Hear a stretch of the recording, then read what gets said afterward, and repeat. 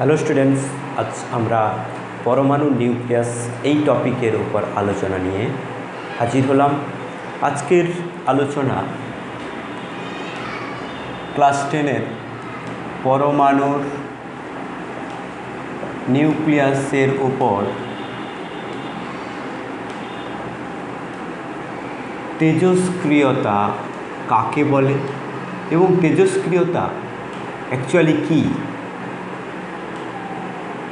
সেই সম্পর্কে আমাদের আলোচনা।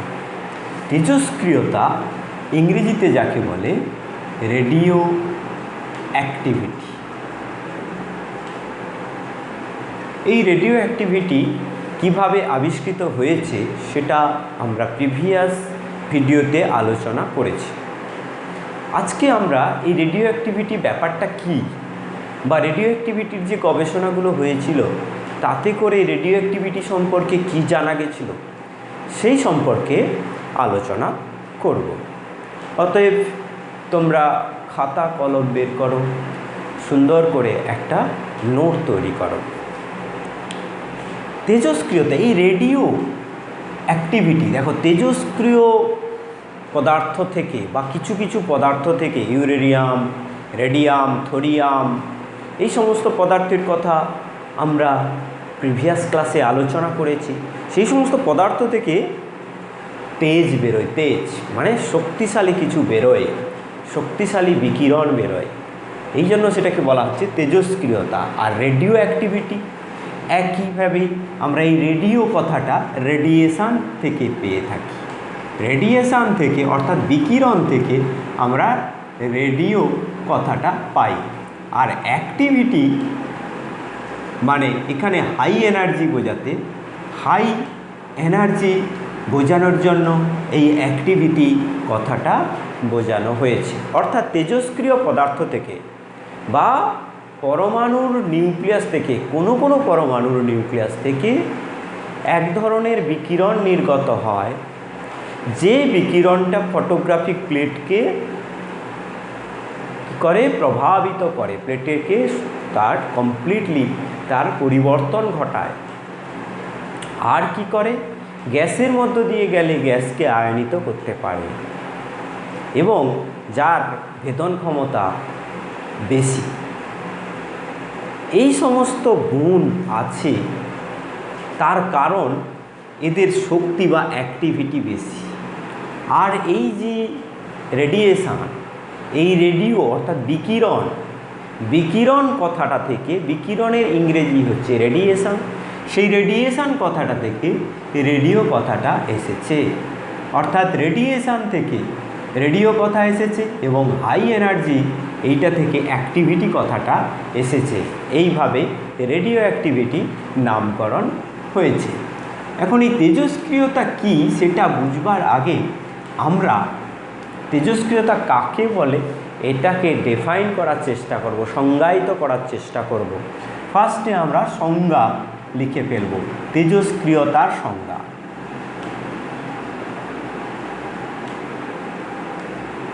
সেখানে বলবো যে কোনো কোনো মৌলের পরমাণুর নিউক্লিয়াস থেকে, কোনো কোনো পরমাণুর নিউক্লিয়াস থেকে তীব্রগতি সম্পন্ন, গ্যাসকে আয়নিত করার ক্ষমতাযুক্ত এবং ফটোগ্রাফিক প্লেটের উপর ক্রিয়া করে যে সমস্ত রশ্মি স্বতঃস্ফূর্তভাবে নির্গত হওয়ার কারণে মৌলের নিউক্লিয়াসটি ভেঙে অন্য একটি মৌলের নিউক্লিয়াসে পরিণত হয়, সেই ঘটনাকে বলা হয় তেজস্ক্রিয়তা। আর যে রশ্মিগুলো নির্গত হয় তাদেরকে বলা হয় তেজস্ক্রিয় রশ্মি। কোনো কোনো মৌলের পরমাণুর নিউক্লিয়াস থেকে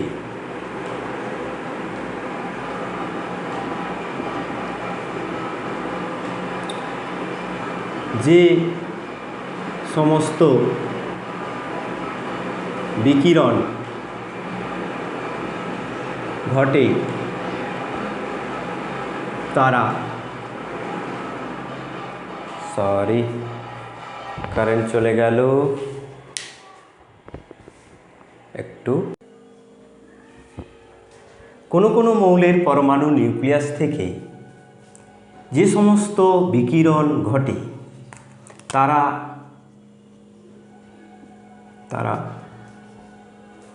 ফটোগ্রাফিক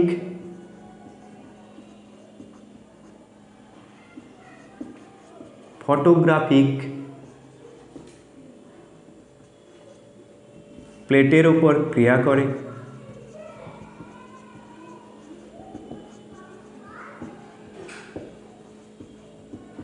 গ্যাসের মধ্য দিয়ে গেলে এখানে যে সমস্ত আগে একটা স্বতঃস্ফূর্ত লিখতে হবে। স্বতঃস্ফূর্ত যে সমস্ত স্বতঃস্ফূর্ত বিকিরণ ঘটে তারা ফটোগ্রাফিক প্লেটের উপর ক্রিয়া করে। গ্যাসের মধ্য দিয়ে গেলে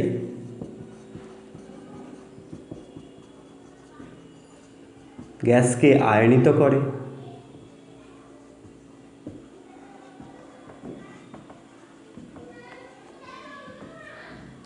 এবং এই বিকিরণের ফলে যে সমস্ত স্বতঃস্ফূর্ত বিকিরণ ঘটে যারা ফটোগ্রাফিক প্লেটের উপর ক্রিয়া করে, যে সমস্ত বিকিরণ ঘটে যারা ফটোগ্রাফিক প্লেটের উপর ক্রিয়া করে, গ্যাসের মধ্য দিয়ে গেলে গ্যাসকে আয়নিত করে, তাদের তেজস্ক্রিয় রশ্মি বলে। একেবারে আমরা ডেফিনেশন দিয়ে দেবো, তেজস্ক্রিয় রশ্মি বলে। এবং এই রশ্মি নির্গত হলে পরমাণুটির নিউক্লিয়াস ভেঙে অন্য পরমাণুর নিউক্লিয়াসে পরিণত হয়।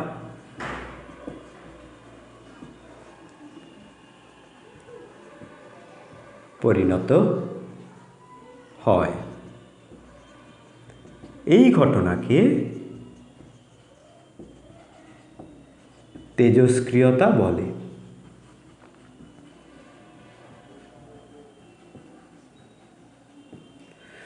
কোনো কোনো মৌলের পরমাণুর নিউক্লিয়াস থেকে যে সমস্ত স্বতঃস্ফূর্ত বিকিরণ এটা মাথায় রাখতে হবে ঘটে, যারা ফটোগ্রাফিক প্লেটের ওপর ক্রিয়া করে, গ্যাসের মধ্য দিয়ে গেলে গ্যাসকে আয়নিত করে, তাদের তেজস্ক্রিয় রশ্মি বলে। তেজস্ক্রিয় রশ্মি কাকে বলে? তাহলে তুমি এইটা লিখবে। আর তেজস্ক্রিয়তা কি? এবং এই রশ্মি নির্গত হলে পরমাণুটির নিউক্লিয়াস ভেঙে অন্য পরমাণু নিউক্লিয়াসে পরিণত হয়। এই ঘটনাকে বলা হয় তেজস্ক্রিয়তা।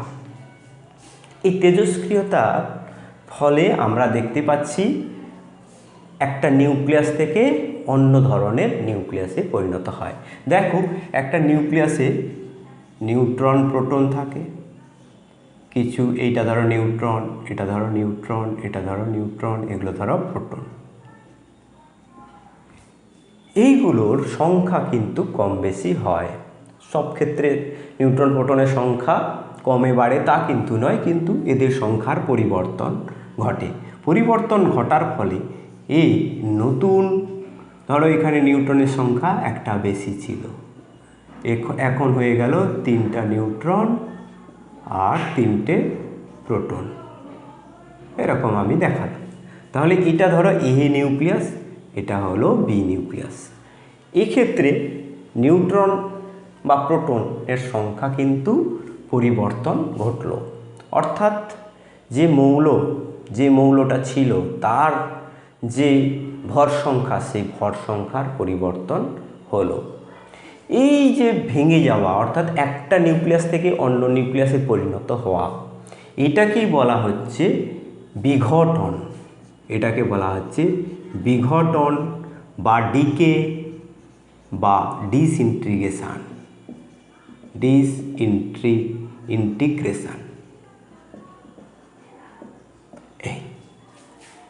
বিঘটন বা ডিকে বা ডিসইন্টিগ্রেশন। তেজস্ক্রিয়তার ফলে অর্থাৎ তেজস্ক্রিয় বিকিরণের ফলে এই বিঘটন ঘটে থাকে। কেন ঘটে থাকে না, তেজস্ক্রিয়তা মানেই সেখানে রশ্মি নির্গত হচ্ছে। সেই রশ্মি তিন রকমের হয়, তিনটি ডিফারেন্ট রশ্মি, 3 টাইপস অফ রে আমরা তেজস্ক্রিয়তার ফলে বেরোতে দেখি। কোথা থেকে বেরোতে দেখি না, পরমাণুর নিউক্লিয়াস থেকে। তার ফলে কিসের পরিবর্তন হয়, নিউক্লিয়াসের পরিবর্তন ঘটে। উচ্চ শক্তির নিউক্লিয়াস নিম্ন শক্তিতে পরিণত হয়, অথবা নিউক্লিয়াসের নিউট্রন প্রোটন সংখ্যার পরিবর্তন ঘটে। এই জিনিসটা আমাদেরকে বুঝতে হবে ভালো করে।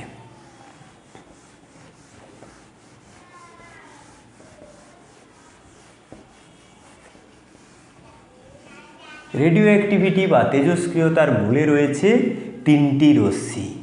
সেই তেজস্ক্রিয় রশ্মিগুলো কি কি?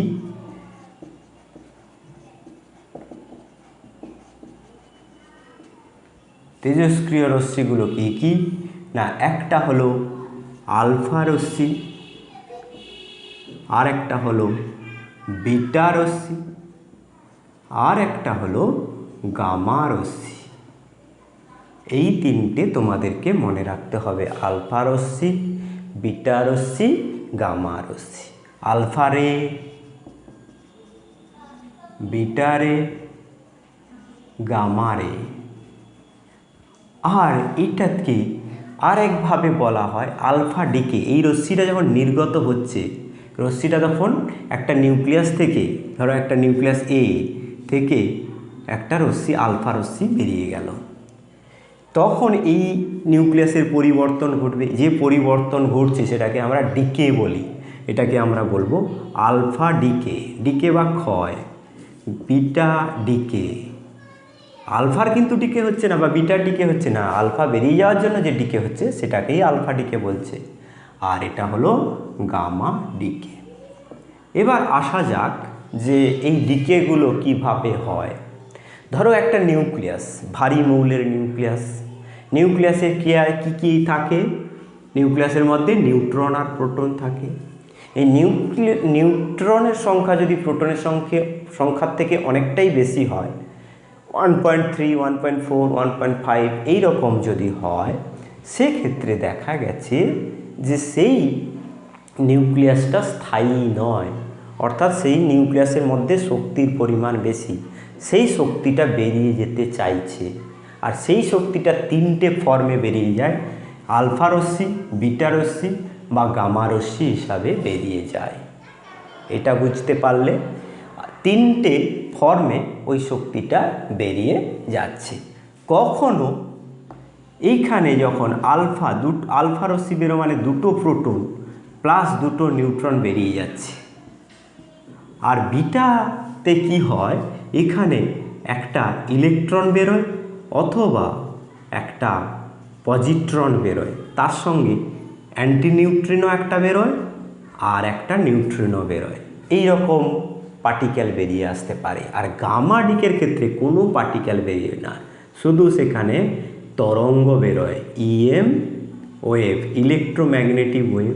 তোমরা গামা রশ্মির কথা সেখানে তড়িৎচুম্বকীয় তরঙ্গে পেয়েছো, ইলেকট্রোম্যাগনেটিক ওয়েভ মানে তড়িৎচুম্বকীয় তরঙ্গ। তাহলে গামা রশ্মি এটাতে কোনো কিন্তু পার্টিকেল বেরোয় না, অর্থাৎ নিউক্লিয়াসটার কোনো পরিবর্তন ঘটে না বললে চলে। তাহলে স্যার বললেন কেন এটা গামা ডিকে? না দেখো, এখানে নিউক্লিয়াসটা ভাঙছে না, কিন্তু নিউক্লিয়াসের শক্তি কমে যাচ্ছে। অর্থাৎ নিউক্লিয়াস যখন এক্সাইটেড স্টেটে থাকছে, উদ্দীপিত অবস্থায় থাকছে, তখন সে কি করে, গামা রশ্মি নির্গত করে সে গ্রাউন্ড স্টেটে আসার জন্য।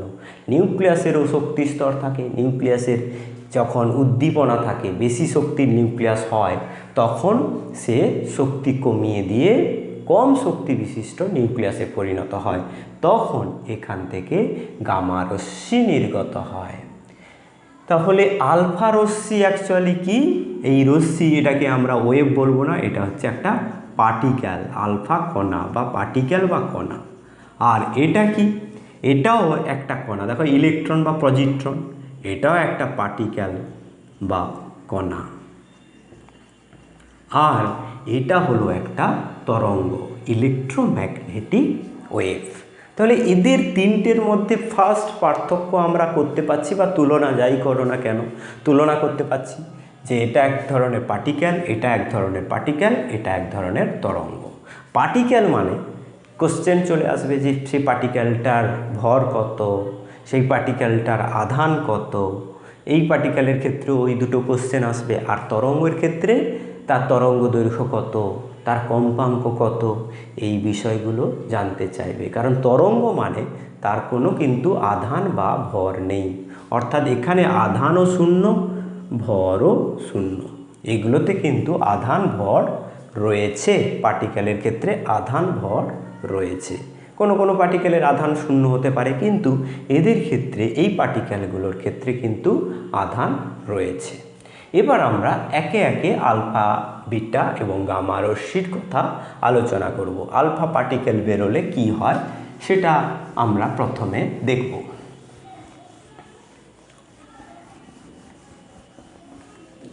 দেখো, একটা মৌল, তার নিউক্লিয়াইডকে আমি এ মৌলে, এর নিউক্লিয়াইডকে আমরা এই রকম চিহ্ন এক্স লিখি, এ না লিখে এক্স লিখব, এ আর নিচে জেড লিখব।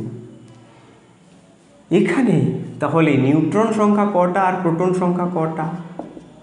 না, নিউট্রন সংখ্যা হলো এখানে, নিউট্রন সংখ্যা হলো এ মাইনাস জেড, আর প্রোটন সংখ্যা হলো জেড। এবার যদি দেখা যায় n/p এর অনুপাত অনেকটা বেশি, 1-এর থেকে বেশি, বা 1.2-এর বেশি, বা 1.3, এরকম কোনো সঠিক কোনো এর যে লিমিটেশান তা কিন্তু নেই। বইতে আছে, অনেক বইতে 1.5-এর বেশি, ওটা কিন্তু ঠিকঠাক নয়।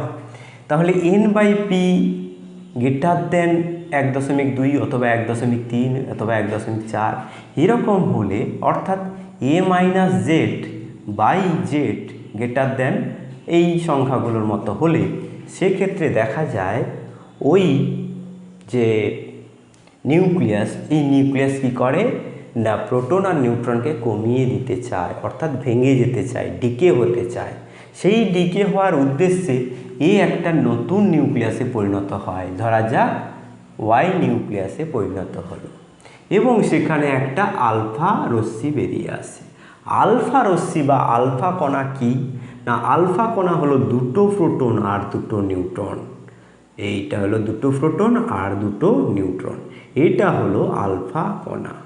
এই আলফা কণাকে কার সঙ্গে তুলনা করা যেতে পারে? দেখো, আমরা হিলিয়াম পরমাণুর কথা বলেছি। হিলিয়াম পরমাণুতে কটা থাকে? নিউট্রন থাকে দুটো, প্রোটন থাকে দুটো, আর ইলেকট্রনও থাকে দুটো। এবার হিলিয়াম পরমাণুটা দেখতে কেমন হয়? তাহলে এই রকম একটা নিউক্লিয়াস, আর তার চারিদিকে দুটো ইলেকট্রন ঘুরছে। এই দুটো ইলেকট্রনকে যদি আমি বের করে নিই, শুধু নিউক্লিয়াসটা পড়ে থাকবে। অর্থাৎ আমি এইখানে যদি হিলিয়াম মৌলটা আঁকি, হিলিয়াম মৌলের পরমাণুর ক্ষেত্রে আমরা এইরকম দুটো ইলেকট্রন পাচ্ছি। সেখান থেকে আমি যদি দুটো ইলেকট্রনকে তাড়িয়ে দিই, তাহলে এই নিউক্লিয়াসটা পড়ে থাকবে। কেমন? দুটো ইলেকট্রনকে আমি তাড়িয়ে দিয়েছি। অর্থাৎ এটা যদি হিলিয়াম হয়, হিলিয়াম থেকে আমি দুটো ইলেকট্রন যদি বাদ দিই, তাহলে সেটা কি হয়? Helium plus plus. অর্থাৎ হিলিয়াম আলফা কণা হলো হিলিয়াম প্লাস প্লাস আয়ন বা হিলিয়ামের নিউক্লিয়াস। তাহলে আলফা কণা কিছুই নয়, এটা হলো হিলিয়ামের নিউক্লিয়াস। এইটা বলার সঙ্গে সঙ্গে তুমি এর ভর, আধান সব কিছুই বলতে পারছো। কি বলতে পারছো এখান থেকে? না দেখো, এখানে প্লাস প্লাস আছে, তাহলে এর আধান কত? না, আধান হলো দুটি প্রোটনের আধানের সঙ্গে সমান। একটা প্লাস মানে একটা প্রোটনের আধানের সঙ্গে সমান, তাহলে দুটি প্রোটনের আধানের সঙ্গে সমান, আধানের সঙ্গে সমান। দুটি প্রোটনের আধান কত? আমরা জানি একটা ইলেকট্রনের আধান যা, প্রোটনের আধানও তাই, শুধু চিহ্নটা বিপরীত। তাহলে প্লাস হবে 1.6 × 10⁻⁻19 কুলম। অর্থাৎ একটা আলফা কণার আধান হলো 3.2 প্লাস, কিন্তু ইলেকট্রনের বিপরীত, তার মানে এটা ইলেকট্রনের ক্ষেত্রে -1.6 ইন্টু 10⁻⁻19 কুলম। সেক্ষেত্রে তার বিপরীত হবে +1.6 ইন্টু 10⁻19 কুলম। তাহলে এটা 3.2 ইন্টু 10⁻19 কুলম। এইটা হলো আলফা পার্টিকেলের আধান। আলফা পার্টিকেলের ভর কত? আমরা জানি যে ভর সংখ্যা জানা থাকলে আমরা একটা কণার ভর পেতে পারি। এখানে ভর সংখ্যা কত? 4। ইলেকট্রনের ভর খুবই কম, নিউট্রন প্রোটনের উপরে নির্ভর করে একটা পরমাণুর ভর কত। ইলেকট্রনের ভর তার তুলনায় সামান্য, খুবই সামান্য। তাহলে এখানে 4 একক হবে এর ভর। তাহলে আলফা কণার এর ভর হবে 4 ইউনিট। 4 ইউনিট মানে কি না, একটা নিউট্রন প্রোটনের যা ভর সেটা আমরা জানি, তার সঙ্গে 4 গুণ করলে যেটা হয়, একটা নিউট্রন বা একটা প্রোটনের ভর কত হয় না 1.67 বা 66 ইন্টু 10⁻⁻24 গ্রাম। এটাকে যদি কেজিতে লিখি 10⁻⁻27 কেজি। তাহলে এইটাকে গুণ করলে যেটা হয় 6 4 24, 84 আর 2 86, 8.64 ইন্টু 10⁻⁻27 কিলোগ্রাম। এই হলো আলফা পার্টিকেলের ভর। তাহলে আলফা পার্টিকেলের ভর আর আধান আমরা জানতে পারলাম। এখানে আমি আলফা পার্টিকেলের বদলে আমি আলফা পার্টিকেলই লিখি। আলফা পার্টিকেল মানে এখানে হচ্ছে তার ভর কমবে কত? ভর কমবে কত না, ভর হচ্ছে 4 ইউনিট। অর্থাৎ এ যদি ভর থাকে, এখন হবে এটা 4 ইউনিট ভর। উপরে ভর লেখা হয় আর নিচে আধান লেখা হয়। সেক্ষেত্রে আধান কত না 2 ইউনিট, এখানে হবে 2। অর্থাৎ আমরা এখানে দেখতে পাচ্ছি যে এই মৌলটা বা এই মৌলের পরমাণু যে নিউক্লিয়াস, এই নিউক্লিয়াস যখন ভেঙে যাচ্ছে, ভেঙে যাওয়ার সময় কি হচ্ছে, এই আলফা পার্টিকেলটা বেরিয়ে যাচ্ছে। অর্থাৎ তার 4 একক ভর কমে গেল। সুতরাং এ যদি থাকে এখন হবে A-4, আর আধান কমে গেল 2 একক। অর্থাৎ জেড যদি থাকে Z-2 হবে। অর্থাৎ আমরা দেখলাম যখন একটা নিউক্লিয়াস থেকে একটা আলফা কণা বেরিয়ে যায়, অর্থাৎ একটা হিলিয়ামের নিউক্লিয়াস বেরিয়ে যায়, সেখানে 2 প্রোটন 2 নিউট্রন কমে। এখানে যদি এ মানে কি প্রোটন সংখ্যা প্লাস নিউট্রন সংখ্যা, তাহলে মোট যদি ধরো একটা মৌলের 36টা নিউট্রন প্রোটন ছিল, 2 নিউট্রন কমেছে 2 প্রোটন কমেছে, তাহলে কত হবে? 36 - 4 হবে, 36 - 4 হবে। সেরকম এর যদি এ থাকে A-4 হবে এর এখনকার ভর সংখ্যা। আর এখানে প্রোটন সংখ্যা হচ্ছে জেড। প্রোটন সংখ্যা যদি 2 কমে তাহলে এখানে জেড হবে Z-2। এই হলো গিয়ে আলফা ডিকের উদাহরণ। এবার এই আলফা ডিকেটা যে হয়, এর প্র্যাকটিক্যাল ওদের আমি XY একটা জাস্ট এক্সাম্পল নিয়েছি। মানে এই এক্সাম্পলটা আমরা আলফার নেচারকে, অর্থাৎ আলফার আধান ও ভর এই দুটো ধরে আমরা এটা দেখিয়েছি। কিন্তু অ্যাকচুয়াল একদম প্র্যাকটিক্যাল এক্সাম্পল কি হয় না, একটা ইউরেনিয়াম যার ভর সংখ্যা 238 এবং পরমাণু ক্রমাঙ্ক 92, সেখান থেকে যদি একটা আলফা কণা বেরিয়ে যায়, তাহলে সেখানে এ নতুন একটা নিউক্লিয়াসে পরিণত হবে। যে নিউক্লিয়াসটা পরিণত হবে সেটার চিহ্ন যাই হোক না কেন, এটা কত হবে? 238 থেকে 4 বাদ যাবে 234 হবে। আর এখান থেকে 2 বাদ যাবে, হবে 90। তাহলে বুঝতে পারছো এই জেডের উপর নির্ভর করে মৌলের পরিচয়। যার পরমাণুর গঠন চেঞ্জ হয়ে গেছে, সেই মৌলটা তো আর সেই মৌল থাকবে না। এখানে একটা জিনিস তোমরা সবসময় মনে রাখবে, এটা খুব ভাইটাল কনসেপ্ট, যে কোথাও লেখা আছে যে পরমাণুর বিঘটন, লেখা আছে ডিসইন্টিগ্রেশন অফ অ্যাটম, আবার কোথাও লেখা আছে নিউক্লিয়াসের বিঘটন। এইটা নিয়ে ছাত্রদের মধ্যে একটা সমস্যা তৈরি হয় যে এটা আবার কি, কোথাও লেখা আছে পরমাণুর বিঘটন, কোথাও নিউক্লিয়াসের বিঘটন। ব্যাপারটা কি, দুটো কিন্তু বিষয় এক। কারণ দেখো নিউক্লিয়াস কিন্তু ভেঙে যাচ্ছে, এই তেজস্ক্রিয়তা হলো একটা নিউক্লিয় ঘটনা। কারণ নিউক্লিয়াস ভেঙে যাওয়ার সঙ্গে মানে নিউক্লিয়াস থেকেই আলফা বিটা গামা রশ্মিগুলো নির্গত হয়। আর নিউক্লিয়াসের ভেতরের ঘটনা, বাইরের যদি ঘটনা হতো তাহলে কি হতো, তার রাসায়নিক পরিবর্তন হতো। সেই রাসায়নিক পরিবর্তন হয় না, ইলেকট্রনের পরিবর্তন হতো, বা বাহ্যিক চাপ তাপ চুম্বক ক্ষেত্র, তড়িৎ ক্ষেত্র দ্বারা এটা নিয়ন্ত্রিত হতো। কিন্তু আমরা তেজস্ক্রিয়তায় বলেছি কি এটা একটা স্বতঃস্ফূর্ত ঘটনা। বাইরে তাপমাত্রা কি আছে, চুম্বক ক্ষেত্র কত আছে, এগুলোর উপর কিন্তু ও নির্ভর করে না। একটা ভারী মৌলের নিউক্লিয়াস যখন থাকবে সেখান থেকে সাটাসাট স্বতঃস্ফূর্তভাবে আলফা বিটা গামা রশ্মি বেরোতে থাকবে। এই কারণে তেজস্ক্রিয়তাকে আমরা নিউক্লিয় ঘটনা বলি। তোমাদের পরীক্ষায় এটা আসে যে তেজস্ক্রিয়তা হলো একটি নিউক্লিয় ঘটনা, ব্যাখ্যা করো। তখন তুমি বলবে যে তেজস্ক্রিয় রশ্মিগুলো আলফা বিটা গামা এগুলো নিউক্লিয়াস থেকে নির্গত হয়।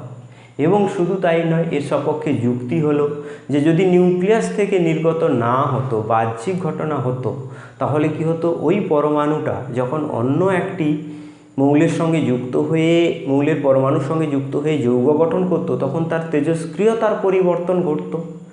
কারণ মৌলের পরমাণু অবস্থায় থাকা ওই পরমাণুটা অন্য একটা পরমাণুর সঙ্গে যুক্ত হয়ে অণু অবস্থায় থাকা, দুটো আলাদা। সেক্ষেত্রে ইলেকট্রন বিন্যাসের পরিবর্তন হচ্ছে। আর সেটা যদি হতো, অর্থাৎ এটা যদি পরমাণুর নিউক্লিয়াসের বাইরের ঘটনা হতো, নিউক্লিয়াসের বাইরের ঘটনা হলে ইলেকট্রন বিন্যাস চেঞ্জ হয়ে যাওয়ার সঙ্গে সঙ্গে তার তেজস্ক্রিয়তারও পরিবর্তন ঘটতো। এই কারণে তেজস্ক্রিয়তাকে বলা হয় নিউক্লিয় ঘটনা। বুঝতে পারলে? পরিষ্কার করে বুঝতে হবে এবং সংক্ষিপ্ত করে লিখে ফেলতে হবে।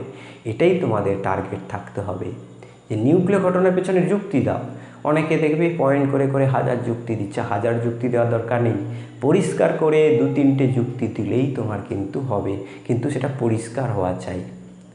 হ্যাঁ, তোমাকে বোঝাতে হবে যে নিউক্লিয় ঘটনা বলে এটা আছে পরমাণুর একেবারে অভ্যন্তরের ঘটনা।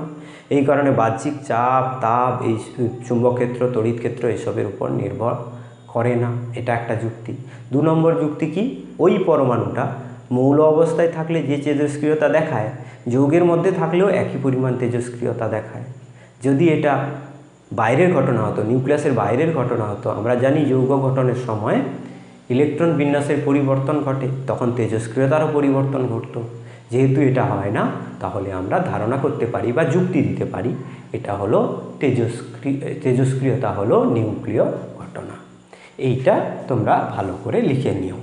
আর এক্ষেত্রে কি হচ্ছে, তোমার এই ইউরেনিয়ামটা কিন্তু নতুন মৌলে পরিণত হচ্ছে, অর্থাৎ ইউরেনিয়ামের নিউক্লিয়াস অন্য একটা মৌলের নিউক্লিয়াসে পরিণত হচ্ছে। যখন নিউক্লিয়াস চেঞ্জ হচ্ছে, মৌলটাও চেঞ্জ হয়ে যাচ্ছে।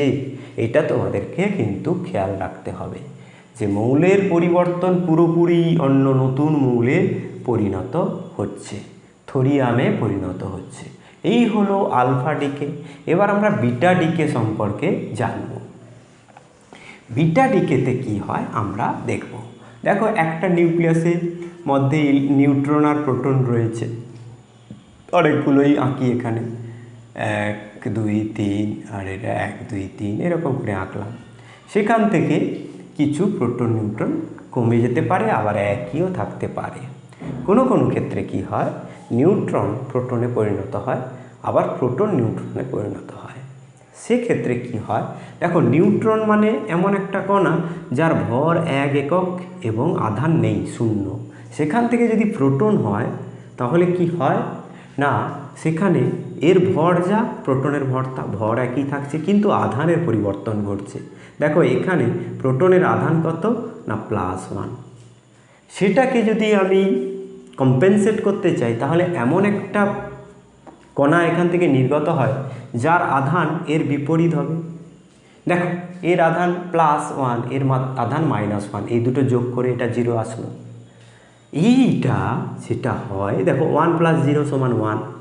এই যে বিষয়টা, অর্থাৎ এই যে পার্টিকেলটা বেরিয়ে আসছে, তার সঙ্গে একটা অ্যান্টি নিউট্রিনো বেরিয়ে আসে। এটা আমাদের সিলেবাসে খুব বেশি গুরুত্ব দেওয়া হয়নি। আমরা শুধু এটা জানবো যে একটা নিউট্রন যখন একটা প্রোটনে পরিণত হচ্ছে, তখন কি হয়, এখানে কি হয় যে একটা ইলেকট্রন নির্গত হয়, আর একটা নিউট্রিনো, অ্যান্টি নিউট্রিনো নির্গত হয়, তার সঙ্গে একটু কিছু পরিমাণ শক্তিও থাকে। এই যে পরিবর্তন ঘটছে নিউক্লিয়াসের মধ্যে, তার জন্য এইটা বেরিয়ে আসছে, অর্থাৎ একটা নিউট্রন, যদি নিউট্রন সংখ্যা যা ছিল সেটা একটা কমে যাচ্ছে, আর প্রোটন সংখ্যা যা ছিল সেটা একটা বেড়ে যাচ্ছে। ধরা যাক এরকম একটা মৌল এক্স এর ভর সংখ্যা ছিল এ, আর পরমাণু ক্রমাঙ্ক ছিল জেড, অর্থাৎ প্রোটন সংখ্যা ছিল জেড। সেখান থেকে এই ঘটনা ঘটলো, অর্থাৎ ওর নিউট্রন সংখ্যা ছিল এ মাইনাস জেড আর প্রোটন সংখ্যা ছিল জেড। সেখান থেকে কি হলো, নিউট্রন সংখ্যা কমে গেল, এ মাইনাস জেড মাইনাস ওয়ান, একটা নিউট্রন কমে গেল এবং প্রোটন সংখ্যা বেড়ে গেল, জেড প্লাস ওয়ান হয়ে গেল। তাহলে নিউট্রন আর প্রোটন সংখ্যার যোগফল কত থাকলো, সেই দেখো এটা যোগ করো, এই থাকলো, অর্থাৎ মোট ভর সংখ্যার কোনো পরিবর্তন ঘটলো না। একটা নিউক্লিয়াসের ডিকে হলে বা ক্ষয় হলে সেখানে যদি দেখা যায় তার ভর সংখ্যার কোনো পরিবর্তন ঘটছে না, অর্থাৎ এ ছিল এ আছে এবং পরমাণু ক্রমাঙ্ক 1 বেড়ে গেল। দেখো প্রোটন সংখ্যা জেড ছিল, জেড প্লাস ওয়ান হলো। সেই রকম ক্ষেত্রে যে ডিকে হয় সেটাকে আমরা বলি বিটা ডিকে। এক্ষেত্রে এই যে বিটা ডিকে হচ্ছে, এখানে কি বেরোচ্ছে না, এখানে নিউট্রন প্রোটনে পরিণত হওয়ার ফলে একটা ইলেকট্রন প্লাস একটা অ্যান্টি নিউট্রনও উৎপন্ন হচ্ছে। এই ঘটনাকে বলা হয় বিটা মাইনাস ডিকে।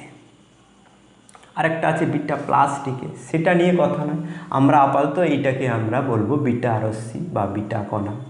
তাহলে বিটা কণার চরিত্র বা বৈশিষ্ট্য সম্পর্কে আমরা জানলাম। বিটা কণা হচ্ছে তীব্র গতিসম্পন্ন ইলেকট্রনের স্রোত। তীব্র কেন? কারণ আমরা রেডিও অ্যাক্টিভিটি, তার যে সংজ্ঞা বা তার যে নামকরণ, সেখান থেকে আমরা জানি যে একটা বেশ ভালো পরিমাণ শক্তি নিয়ে সে বেরিয়ে আসে। এই কারণে এই যে কণাগুলো বেরিয়ে আলফা, বিটা, গামা, গামা তো রশ্মি তরঙ্গ হিসাবে বেরিয়ে আসছে। তরঙ্গ হিসাবে বেরিয়ে আসা মানে সেটা যেহেতু তড়িৎচুম্বকীয় তরঙ্গ, আমরা জানি তড়িৎচুম্বকীয় তরঙ্গের বেগ হয় আলোর গতিবেগের সঙ্গে সমান, অর্থাৎ গামা রশ্মি আলোর গতিবেগে বেরিয়ে যায়। আর যে দুটো বাকি রইল আলফা আর বিটা, এই দুটো কণা কিন্তু এদেরও বেগ তীব্র হয়, কিন্তু আলোর গতিবেগের মতো হয় না। এইটা হলো বিটা কণা। এর এবারে এক্সাম্পল কি? এর এক্সাম্পল হলো, এখানে তুমি বুঝতেই পারছো যে এর কোনো পরিবর্তন হয়নি, জেড এক বাড়ল, অর্থাৎ এটা নতুন যে মৌলে পরিণত হলো সেই মৌলটা পর্যায় সারণীতে এক ঘর সামনে থাকে। পরের পর্যায় সারণীতে যে এই মৌলটা যে স্থানে থাকে তার পরের ঘরে থাকে এই মৌলটা। যাকে এইটা হলো বিটা ডিকে। এর এক্সাম্পল কি আছে না, ধরো তোমার ফসফরাসের 15 আর এদিকে 32, এইরকম একটা ফসফরাসের নিউক্লিয়াস। এই নিউক্লিয়াস থেকে একটা বিটা কণা বেরিয়ে গেল, ধরো একটা ইলেকট্রন বেরিয়ে গেল। সেখানে এইটা কি হয়ে যাবে না, 15টা হয়ে যাবে 16। দেখো 16 মাইনাস 1 সমান 15, আর ভর সংখ্যার কোনো পরিবর্তন ঘটবে না।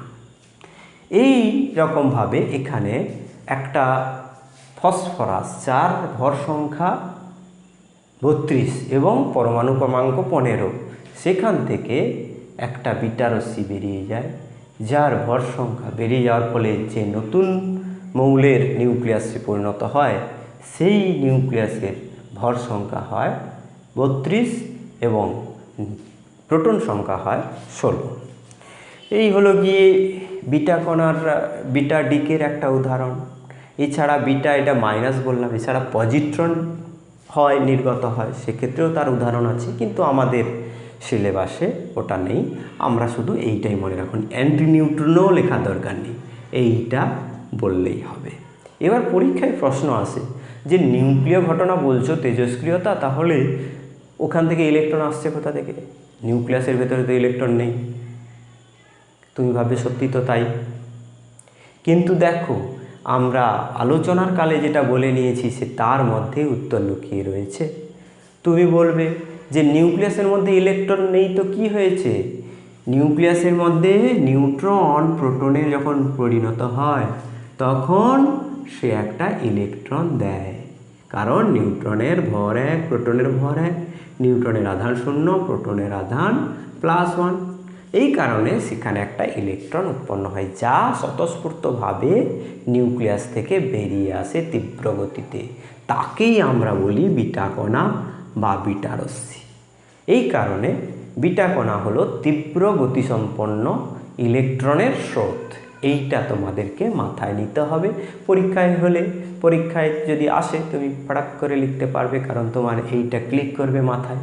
হ্যাঁ, নিউক্লিয়াসের মধ্যে কি হয়, নিউট্রন বেশি থাকার কারণে ও কিছু নিউট্রন প্রোটনে পরিণত হয়ে যায়, আর তার ফলে সেখান থেকে ইলেকট্রন নির্গত হয়, আর এই ইলেকট্রনকেই বলা হচ্ছে বিটা কণা। নেক্সট আসবে গামা রশ্মির কথায়। গামা রশ্মিতে কি হয় না, গামা রশ্মি ধরো একটা এইরকম একটা নিউক্লিয়াস আছে, তার শক্তি প্রচুর, সেই শক্তিটা কমিয়ে দেবে, অর্থাৎ একটা গামা রশ্মি বেরিয়ে যাবে, অর্থাৎ ওই একই মৌল থাকবে এবং তার ভর সংখ্যা এবং পরমাণু ক্রমাঙ্ক কিছুই চেঞ্জ হবে না, প্রোটন সংখ্যা নিউট্রন সংখ্যা সব এক থাকবে, শুধু সেখান থেকে একটা গামা রশ্মি বেরিয়ে আসবে, অর্থাৎ শক্তি বেরিয়ে যাবে। এই জন্য এখানে স্টার দেওয়া হয়েছে, এর শক্তি বেশি আর এর শক্তি কম। এইভাবে গামা রশ্মি নির্গত হয়। এইবারে আলফা বিটা গামা রশ্মির তুলনায় আসবো এর পরের ভিডিও লেকচারে। এখন আমরা প্রাসঙ্গিক কিছু কথা আমরা বলে নেব। আমরা এখনই জানলাম যে তেজস্ক্রিয়তা কাকে বলে। তেজস্ক্রিয়তার সংজ্ঞাটা আমাদেরকে মনে রাখতে হবে মাধ্যমিকে এলে, যেন আমরা এটা সুন্দরভাবে লিখতে পারি। এবার তেজস্ক্রিয় রশ্মিগুলো কী কী না, আলফা রশ্মি, বিটা রশ্মি আর গামা রশ্মি। আলফা রশ্মির আমরা আধান ভর পেয়েছি, বিটা রশ্মির আধান মানে ইলেকট্রনের আধান, আর ইলেকট্রনের ভর কত না 9.11, হয়তো তোমাদের মনে নেই, ক্লাস 9-এ ছিল, 10⁻³ কেজি। আর ইলেকট্রনের আধান কত, কিউ সমান হবে এখানে -1.6 × 10⁻⁻19 কুলম। তাহলে আলফারও আমরা আধান জানলাম, বিটারও আধান জানলাম, আলফার ভর জানলাম, বিটার ভর জানলাম, আর গামার ক্ষেত্রে এমও শূন্য আধানও শূন্য, কারণ গামা হলো তরঙ্গ। এই তিনটে বিষয় আমরা জানলাম, যে কি রশ্মিগুলো অ্যাকচুয়ালি কি সেইটা আমরা জানলাম। তার বেশি কিছু আমরা আজকে আলোচনা করব না। তার আগে যেটা আলোচনা করার, যে এই যে রশ্মিগুলো বেরোচ্ছে অ্যাকচুয়ালি এটা কেন হচ্ছে। এই রশ্মিগুলো এমনি স্বতঃস্ফূর্তভাবে বেরিয়ে আসছে বলছি কেন। স্বতঃস্ফূর্ত মানে জানো তো, স্বতঃস্ফূর্ত মানে যাকে কোনো কিছু বাইরে থেকে বাহ্যিক প্রভাব ছাড়াই যে বেরিয়ে আসে তাকে বলা হয় স্বতঃস্ফূর্ত ঘটনা। ধরো তোমাকে মারধর করে পড়তে বসাতে হয়, তাহলে সেটা স্বতঃস্ফূর্ত নয়। আবার কোনো ছেলেকে মারধর না করলে সে এমনিতেই পড়তে বসে যায়, অর্থাৎ সেটা সে স্পন্টিনিয়াসলি করে, স্বতঃস্ফূর্তভাবে করে। এই যে ইলেকট্রন বেরিয়ে আসে, ইলেকট্রন নিউক্লিয়াস থেকে অর্থাৎ ভারী মৌলের নিউক্লিয়াস থেকে যখন বেরোচ্ছে, সে স্বতঃস্ফূর্তভাবে বিটা রশ্মি হিসাবে সে বেরিয়ে আসছে। কিন্তু আবার দেখো, ক্যাথোড রশ্মি যখন তৈরি করা হয়েছিল, ক্লাস 9-এর পরমাণু চ্যাপ্টার তোমাদের মনে আছে, সেখানে তোমরা দেখেছো যখন ক্যাথোড রশ্মি তৈরি করা হয়েছিল তখন উচ্চ বিভব প্রয়োগ করে মোক্ষণ নলে বায়ু শূন্য করে, বায়ুর চাপ খুবই কমিয়ে তাকে ক্যাথোড থেকে অ্যানোডের দিকে নিয়ে আসা হয়েছিল, অর্থাৎ মেরে ধরে নিয়ে আসা হয়েছিল। সেটাকে আমরা কিন্তু স্বতঃস্ফূর্ত ঘটনা বলবো না, কারণ সেটা বাহ্যিক প্রভাবকের সাহায্যে তাকে কি করা হয়েছে, উত্তপ্ত করা হয়েছে, যে তুই আগে বেরো, সেইভাবে সে বেরিয়ে এসছে। তাহলে ওইখানে বিটা রশ্মি, ওটাকে বলা যাবে না, ওটা হলো ক্যাথোড রশ্মি, আর এটা বিটা রশ্মি। এদের মধ্যে কিন্তু বিস্তর ফারাক আছে। বিটা রশ্মিটা নিউক্লিয়াস থেকে নির্গত হয়, আর ক্যাথোড রশ্মিটা ক্যাথোড থেকে নির্গত হয়। বিটা রশ্মি নির্গত হয় স্বতঃস্ফূর্তভাবে, ন্যাচারালি, আর যেটা আমরা বলছি ক্যাথোড রশ্মি, সেটা আমরা মোক্ষণ নলে তৈরি করি। আরও অনেক পার্থক্য আছে। দেখো, বিটা রশ্মি যখন বেরোচ্ছে নিউক্লিয়াস থেকে, ওর কিন্তু গতিশক্তি তুলনামূলকভাবে ক্যাথোড রশ্মির থেকে বেশি হয়। তবে ক্যাথোড রশ্মির যে গতিশক্তি সেটা চেঞ্জ করা যায়, কারণ আমরা যখন বিভব দেব দুটো প্লেটের মধ্যে, ক্যাথোড আর অ্যানোডের মধ্যে, তখন বিভবের মান বেশি হলেই তার শক্তি বাড়ে, কমলে তার গতিশক্তি কমে যায়।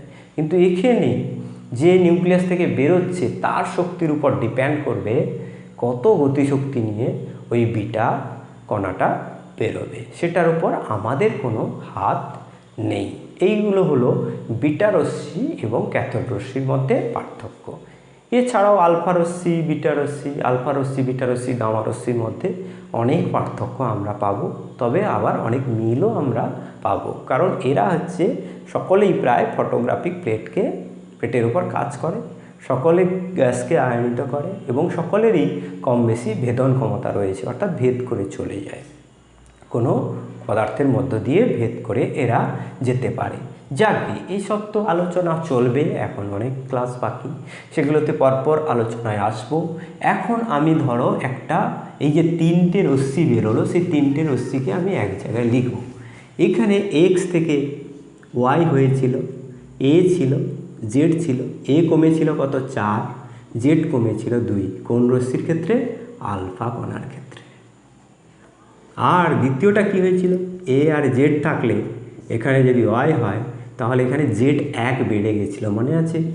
আর ভর সংখ্যা একই ছিল, সেটা হচ্ছে বিটা কণা। আর তৃতীয়টার ক্ষেত্রে আমরা দেখেছি কোনো পরিবর্তন ঘটেনি, এটাও ডিকে।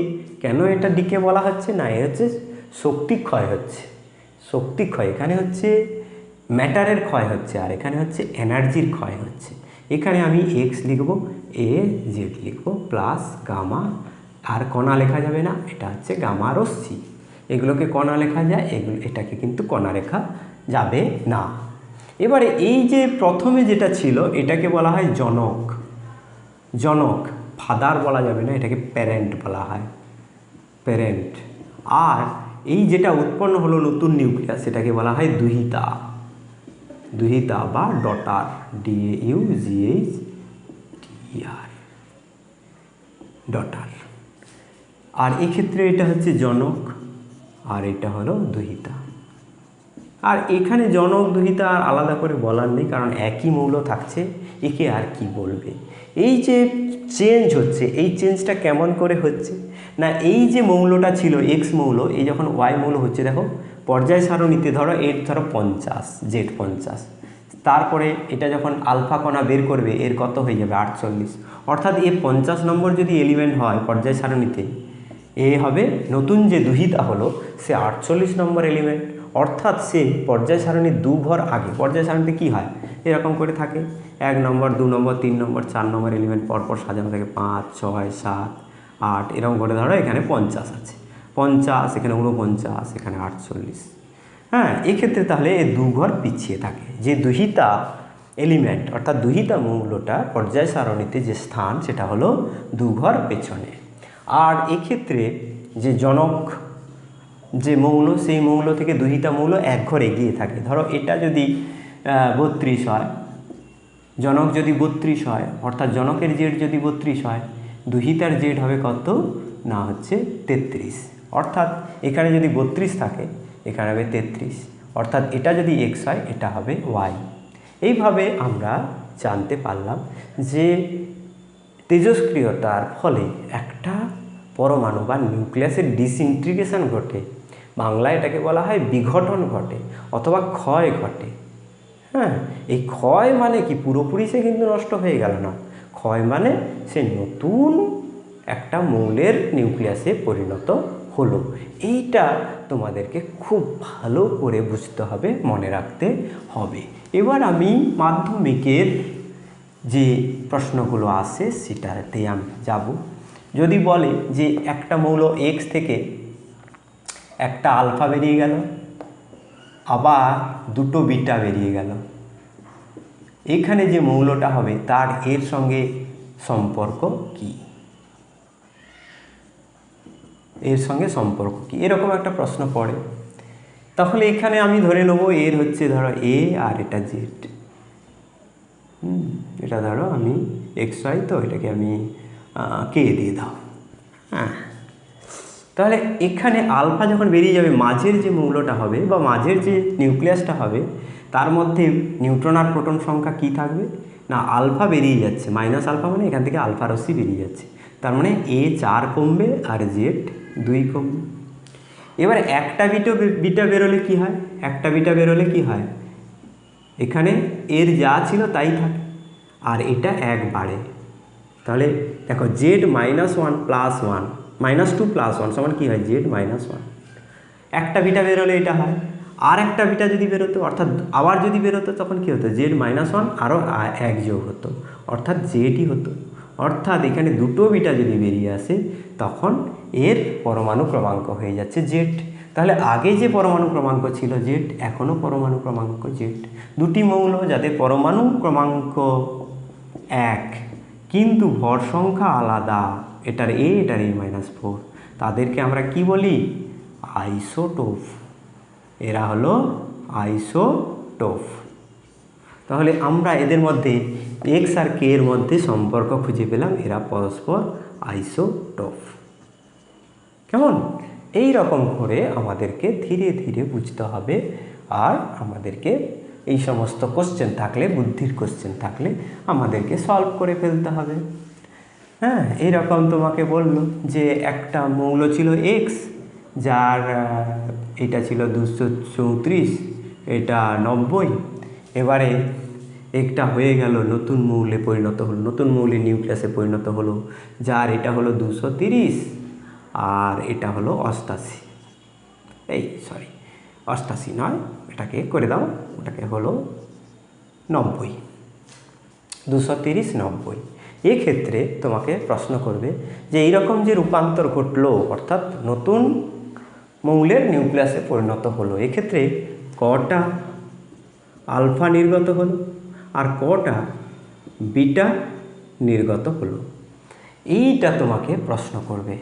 ফার্স্ট এটাকে তোমরা মনে রাখবে যে প্রথমে বিটা নিয়ে চিন্তা করলে হবে না, কারণ বিটার ক্ষেত্রে একটা মাত্র পরিবর্তন ঘটে, নিচেরটা পরিবর্তন ঘটে, আর আলফার ক্ষেত্রে উপরেরও পরিবর্তন ঘটে, নিচেরও পরিবর্তন ঘটে। এই কারণে প্রথমে আলফাটা আমরা ধরে নেব কটা।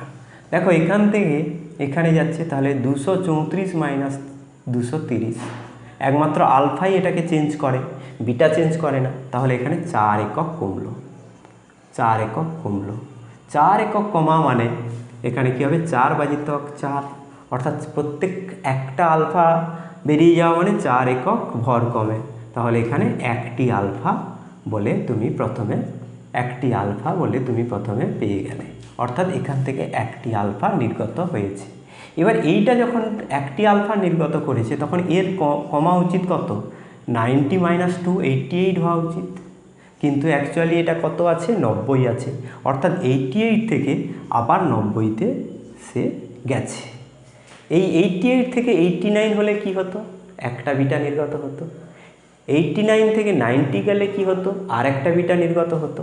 সেখান থেকে আমি দেখতে পাবো এখানে যেহেতু 2 বাড়ছে, অর্থাৎ এখানে +2 2 বাড়লো, আর প্রত্যেকটা বিটার জন্য 1 বাড়ে, তাহলে 2/1 সমান হবে দুটি বিটা কণা নির্গত হলো। তাহলে এখানে অ্যান্সার কি হবে না, একটি আলফা কণা নির্গত হয়েছে আর দুটি বিটা কণা নির্গত হয়েছে। এবার এটাকে আমি একটু চেঞ্জ করে দেব, এখানে আমি 152 রাখবো, দিয়ে এখানে আমি রাখবো 136, আর এখানে রাখবো ধরা যাক 60, 62, আর এখানে আমি রাখবো 64। এইবারে তুমি কি করবে, কিভাবে তুমি বের করবে, প্রথমে কিসের জন্য বের করতে হবে বললাম, ফার্স্ট স্টেপে আলফাটা বের করতে হবে। প্রথমে কত কমছে ভর সংখ্যা দেখে নিতে হবে।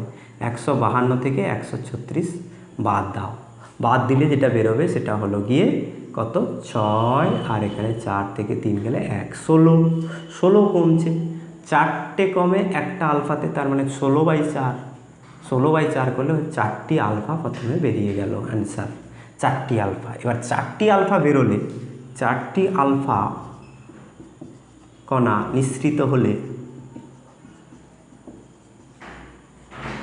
জেড কমে কত, জেড কমে জেড মাইনাস, প্রতিটার জন্য 2 করে 4, 2 × 4 মানে জেড -8 হওয়া উচিত।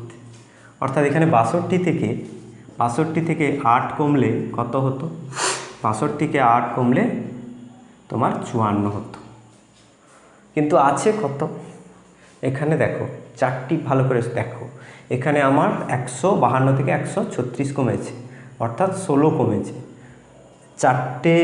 4 কমে একটা আলফার জন্য, তাহলে 16 কমে কটার জন্য? 4টে আলফার জন্য। এবার 4টে আলফার জন্য 4 গুণিতক 2, 8 কমে জেড থাকলে, হ্যাঁ, আলফা, এটা হচ্ছে 4টি আলফা কণা নিঃসৃত হলে জেড কমবে কত না 4 গুণিতক 2 সমান 8 কমবে। অর্থাৎ এখানে 62 থেকে 8 54 হওয়ার কথা, কিন্তু আছে কত? 64। তার মানে নিশ্চয়ই সেটা 54 থেকে বেড়ে 64 হয়েছে। 54 থেকে 64 কত বেড়েছে না 10 বাড়লো। আর 10 বাড়া মানে কটা বিটা কণা নির্গত হবে না 10টি বিটা কণা নিঃসৃত হবে। হ্যাঁ, 10টি বিটা কণা এখানে নিঃসৃত হয়েছে। তাহলে 4টি আলফা কণা নিঃসৃত হয়েছে, এইটা থেকে এইটা ট্রান্সফর্ম হওয়ার জন্য 4টি আলফা কণা নিঃসৃত হয়েছে। আর কটি বিটা কণা নিঃসৃত হয়েছে না 10টি বিটা কণা নিঃসৃত হয়েছে। এই হলো গিয়ে আমাদের আলফা বিটা গামা নিঃসরণ, 3টি কণা নিঃসরণ। এইগুলোই হচ্ছে তেজস্ক্রিয় রশ্মি। এই তেজস্ক্রিয় রশ্মিগুলোর ধর্ম একে একে আমরা আলোচনা করব। কি কি ধর্ম আলোচনা করব? ভেদন ক্ষমতা, তড়িৎ চুম্বক ক্ষেত্রের উপর ক্রিয়া, তড়িৎ চুম্বক ক্ষেত্র দ্বারা এদের উপর ক্রিয়া, আরও কিছু কিছু ধর্ম, প্রাসঙ্গিক ধর্ম, ভর আধান তো বলাই হলো, এগুলো তো এমনি আলোচনা হলো, আবারও এগুলো আলোচনা হবে তাদেরকে কম্পেয়ার করার জন্য। এর পরের ভিডিও লেকচারে আমরা আলফা বিটা গামা এই 3টি কণার নিঃসরণ এবং তার যে প্রকৃতি, নিঃসৃত আলফা কণা অর্থাৎ এই রশ্মিগুলোর প্রকৃতি সম্পর্কে আমরা আলোচনা করব। আজকের মতো এই পর্যন্তই। ভালো থেকো তোমরা।